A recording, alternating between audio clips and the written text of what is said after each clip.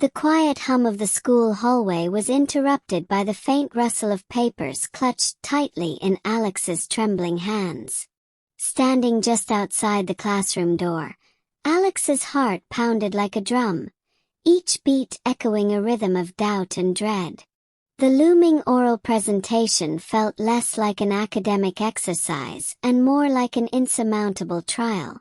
Words swirled in Alex's mind, fragmented and chaotic, refusing to arrange themselves into coherent sentences.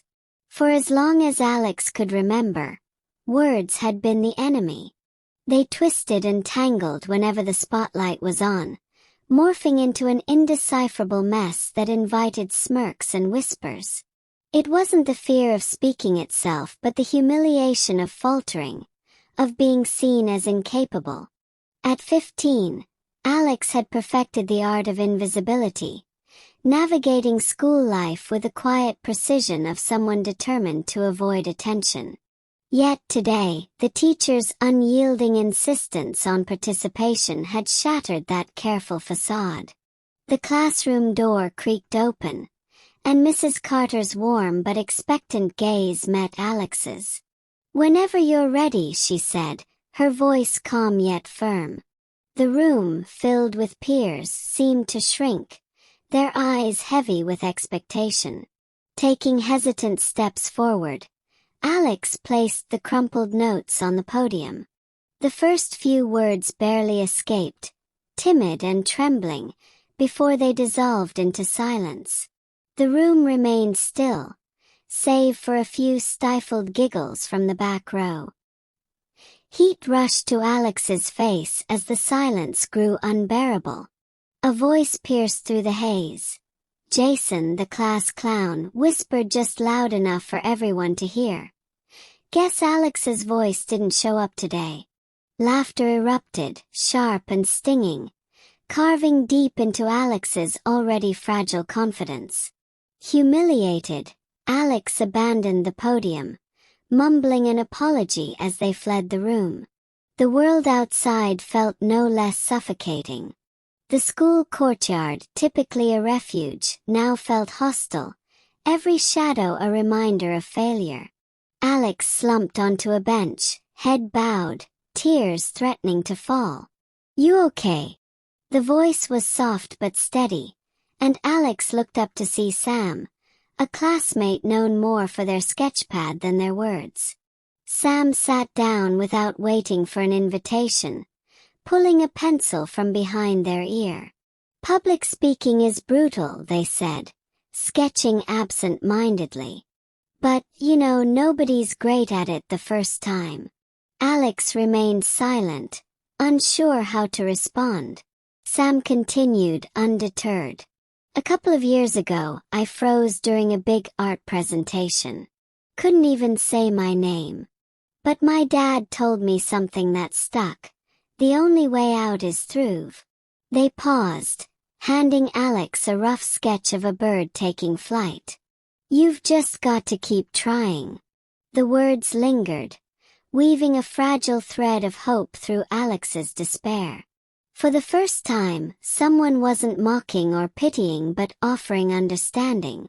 As Sam walked away, Alex stared at the sketch, the bird's wings stretched wide as if challenging the sky. It wasn't a solution, but it was a start. Alex folded the drawing carefully, tucking it into their pocket. Perhaps the journey wouldn't be about silencing fear but learning to rise despite it. The library became Alex's sanctuary. Each afternoon they slipped into a quiet corner, armed with a notebook, a few borrowed books, and the determination ignited by Sam's words. It wasn't easy. The specter of failure lingered, whispering doubts with every page turned and every sentence practiced. But Alex pushed on, reshaping the humiliation of the classroom into a force for change. Mrs. Carter, noticing Alex's struggle, offered a lifeline. "If you're willing, I run a small after-school group for students who want to improve their communication skills," she said one afternoon, her voice kind but firm. It's not about being perfect. It's about making progress. The first meeting was awkward. Alex sat at the edge of the circle, shoulders tense, avoiding eye contact with the others, a mix of students who seemed just as nervous. Mrs. Carter's exercises were simple but challenging. Introducing oneself, sharing a memory, holding eye contact while speaking. The room filled with stumbles and laughter, but it was laughter born of shared struggle, not mockery. Slowly, Alex began to feel a sliver of belonging. Sam joined the group after hearing about it, their presence a steady anchor for Alex.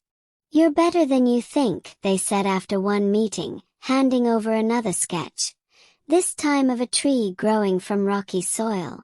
Alex tucked it away with the bird drawing, a tangible reminder of resilience.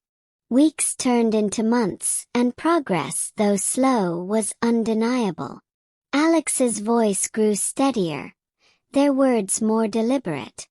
The first time they spoke without their notes, a ripple of pride coursed through them.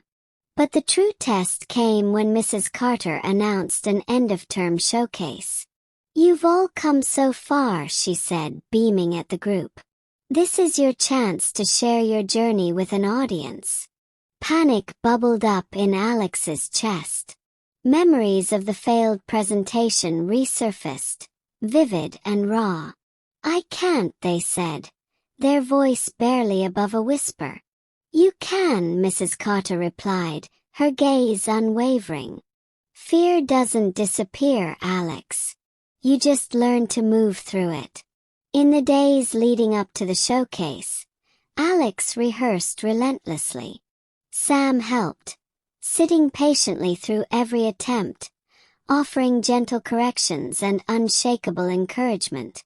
"Remember," they said, "it's not about being perfect. It's about showing up." The night of the showcase arrived, and Alex stood backstage, heart pounding. The sound of applause for the previous speaker felt distant, almost surreal. When their name was called, their legs felt like lead, but they forced themselves forward, clutching the drawings in their pocket like a talisman. The spotlight was blinding, the audience a blur. Alex took a deep breath, the silence stretching taut, and began. Their voice wavered at first, but as the words flowed, so did a newfound confidence. The speech wasn't flawless, but it was honest, each sentence a testament to the journey from fear to fluency. As the audience erupted in applause, Alex felt a surge of pride. They had faced the fear and in doing so, discovered strength they hadn't known existed.